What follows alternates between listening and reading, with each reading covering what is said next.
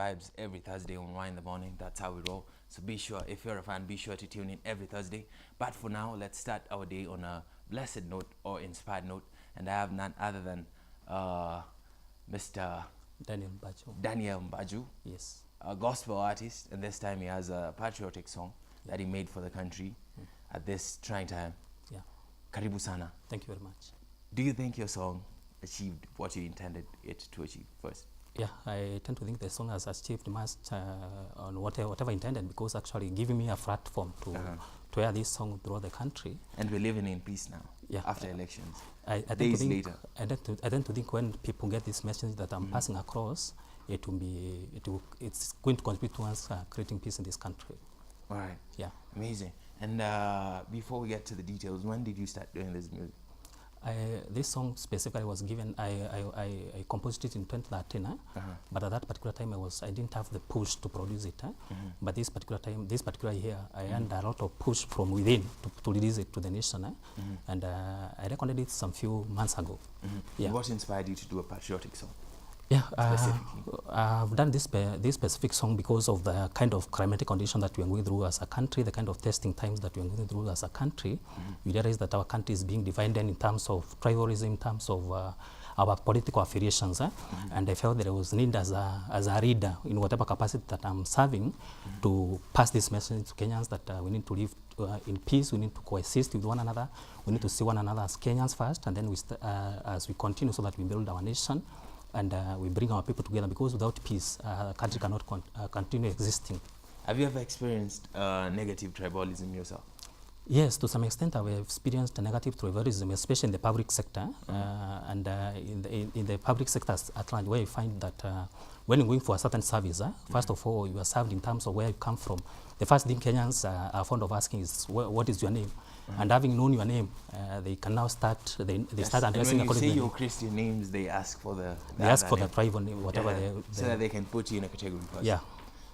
What else do you do apart from the music? Yeah, I'm an administrator at Kenyatta University School of Law, and basically that is what I do. So I'm guessing you work with students a lot? Yes, I work with the students a lot. And you've experienced some of the student union elections sometimes? Yes.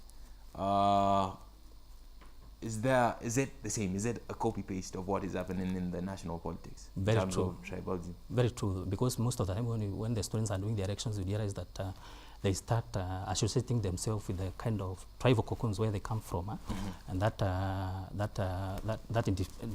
defines the kind of leadership that we have in the universities, actually. Yeah. And does this mean there's no hope for us in the national politics? No, there is a lot of... Because it starts from the campus level. I tend to think there is a lot of hope for this country, and the only thing that I can say is that we are the people to create change, especially the young people. And what I see is that leadership is not about the political class. It's not about the big people that we're talking about. Leadership starts with the people that have an influence. You influence a certain group of people, and this entails the parents at the family level. We have the church leaders, we have the youth leaders, we have the political leaders in the schools and the universities, and therefore the individuals who everybody who has a sphere of influence. That is a leader, and therefore if these people can take leadership and try to ensure that they preach peace and coexistence, then I can see that there is a lot of room for peaceful coexistence in this country. All right. Do you think peace is the most important thing? Yeah, to some extent, peace is very important. Is it the most important? It is the most important, but I'm not saying that. I'm not denying the fact that there are some other things like good governance, which tends to contribute towards peace. But I'm saying if all of us can contribute towards peaceful coexistence, then peace is the most important, because without peace, these other things, even good governance, cannot continue without peace, actually. All right, makes a lot of sense. Back to the music now. This is the first song you've recorded. Yeah, true. But you've been doing music for a while now. I've been doing music for a while. I'm guessing you're a family man? Yes. You have a career as well? Yeah. How do you find the balance for those guys who are doing the same or would like to do the same? Yeah, I tend to think one of the most important things is how you utilize your time. You realize every one of us has been given 24 hours. So those 24 hours depends on how you use them. So after work... But 5 hours to be for sleep, so you can say we have 19 hours. Yeah, that even though we're having 5 hours to sleep, if you balance your time well, the family, the career work, and your talent and whatever, trying to exploit those gifts, if you strike and balance, everything is going to be well. Everything works. Yeah. All you need is a balance. It's just a balance. What next for you in terms of the music? Yeah, I'm intending to do some more music, especially the gospel music, because that is my area of interest, actually. All right. And that's my area of calling. So more music is coming our way from you? We're expecting more music from me. All right. Yeah. Do you minister on social media? Yes, I put my song in the YouTube. I also have a Twitter account, and therefore I try to spread the same message through those avenues. Right. Yeah. So you'll give us your social media handles for those who would like to interact with you after this. Okay. Your camera is that number 4. Yeah, you can check me. You can check my music at from YouTube. That is Mbajo Daniel, and then my Twitter account is at Mbajo Daniel. All right. Yeah. Thank you very much, Mbajo Daniel. Yes. And before we end this, what message are you pushing in the song before we listen to it? Yeah, I'm telling Kenyans that we need to have peace, love, and unity. And another thing that I'm telling Kenyans is that as leaders, and I've already talked about who is a leader in my past, the question that you asked me before, I'm trying to tell everybody who is a Kenyan, whatever area of influence you have, try to preach peace and ensure that the kind of utterances that we make, and because I've been seeing different people in the social media, the kind of utterances that they are making, let us try to ensure that the kind of message that we are sending across is the one that tries to unite this country and not to divide this country. Yeah.